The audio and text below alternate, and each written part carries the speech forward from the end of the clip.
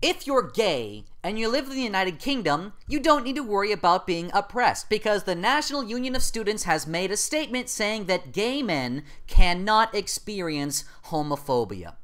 It has happened yet again. Some Muslim got a little too into their own religion and decided to follow in the footsteps of their prophet. This time, it was Omar S. Mateen, a second-generation immigrant of Afghani parents.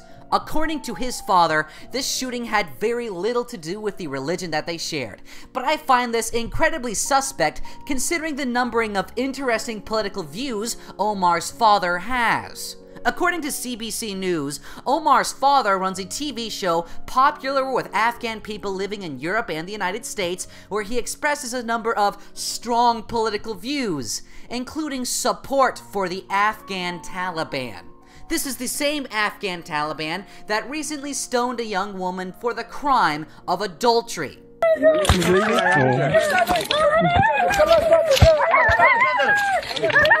The hatred that Muslims have for gays is so bad that Europe has had to build separate asylum centers for gay refugees because the Muslim refugees were attacking all of the gay refugees. But no, this had nothing to do with religion, according to Omar's father, who supports the Taliban. According to him, Omar saw two men kissing each other in front of his wife and kid and got very angry.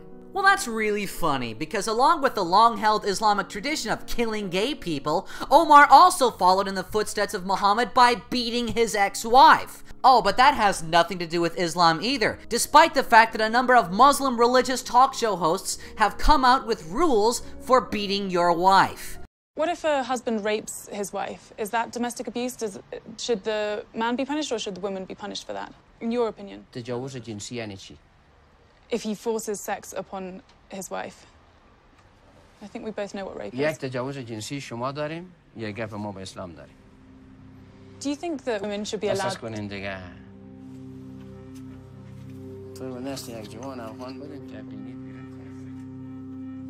But no, we're supposed to believe that this mass shooting simply sprung out of fucking nowhere. Omar got tired of beating his wife and decided to move to better targets. The fact that Omar screamed Allahu Akbar and called 911 during the shooting to pledge his support for ISIS has no reflection on the peaceful religion that is Islam. Omar had been interviewed by the FBI 3 times. Twice after he made inflammatory comments to co-workers, and a 3rd time after he had contact with an American suicide bomber at an Orlando mosque he frequented. And isn't it funny? Isn't it just a huge fucking coincidence that in a 2013 speech, an imam speaking at an Orlando mosque said that killing gay people is an act of compassion? Here's a story you won't see anywhere else. A Muslim scholar says killing homosexuals is the compassionate thing to do. Dr. Farouk Sekhalishfar lives in Iran, according to his online bio, and he's been condemning homosexuals since at least 2013. Death is the sentence. I mean, look, there's nothing to be embarrassed about this. Death is the sentence. He admits the Islamic death sentence applies in limited circumstances and is not applicable under U.S. law. But he also says the only way gays and lesbians can be forgiven is to die. Well, we have to have that compassion for people. According to Philip Haney, a retired Department of Homeland Security agent, the Fort Pierce Mosque, where Omar frequented, has a relationship to the Sharia Board of America, a division of the Ramat-e-Alam Foundation, which operates in the Darul Uloom Chicago Madrasa. And this madrasa is closely affiliated with the Islamic Institute of Education. This institute is a part of the international movement called Tablighi Jamaat. In the United Kingdom, Tablighi Jamaat is known by the pseudonym of the Army of Darkness. One Muslim faith-based school in the United Kingdom threatens to ban students if they socialize with outsiders. This school is run by the Tablighi Jamaat sect out of the 3,000 capacity Marcosi Mosque in Dewsbury, which just so happens to have been built with funds from Saudi Arabia. The worst part about this web of conspiracy is that according to Philip Haney, Tablighi Jamaat also had ties to the San Bernardino shooting. Philip Haney had an ongoing investigation into Tablighi Jamaat before the San Bernardino shooting that could have stopped it. But the Obama administration and Hillary Clinton's State Department shut down the investigation at the request of the Department of State and DHS's own Civil Rights and Civil Liberties Division.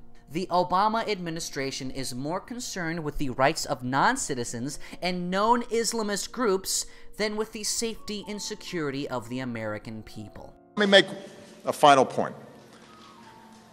For a while now, the main contribution of some of my friends on the other side of the aisle have made in the fight against ISIL is to criticize this administration and me for not using the phrase radical Islam. What exactly would using this label accomplish? Oh, by the way, Hillary Clinton has apparently had 20% of her presidential campaign funded by Saudi Arabia, the only American ally that criminalizes homosexuality with death. In the past few days, we've seen a lot of people come forward with some really interesting perspectives on this shooting. Omar's ex-wife has insinuated that he may have secretly been gay, and Omar's current wife apparently knew about the shooting before it happened and tried to talk him out of it. Lori Penny tweets that LGBT and Muslim communities are feeling so much fear. Obviously, the gay community is afraid of being killed by Muslims, and the Muslim community is afraid of being disliked over the internet.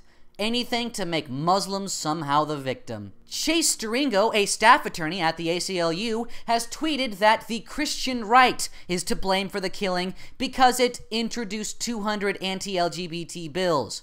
According to him, Omar was inspired to kill 50 people after reading legislation from right-wing politicians, not the Quran. And this is a video of LGBT activists on college campuses reacting to this shooting at an event honoring the dead. I was really nervous to get up here because there's a lot of white people in the crowd. And that wasn't a joke. I wish this many people came out to our racial demonstrations and our Black Lives Matter movements. I don't want to stand up here and be angry because this isn't for me and this isn't for you. It's for the people that we lost and the people we may lose tomorrow and the people we lost yesterday. But I thought I'd take the moment to just list out some facts that many of you probably don't know because you're white. The funniest thing is that Omar might actually agree with this Black Lives Matter speaker. During the shooting, he allegedly told one of the victims that black people had suffered enough at the hands of white people in this country.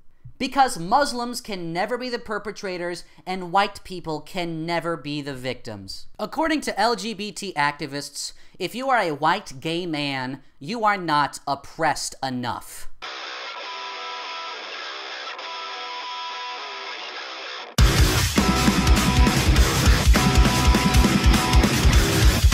If you enjoy the content I make, consider making a donation via Patreon. If you like the artwork in my videos, visit the artist's various websites, links in the description.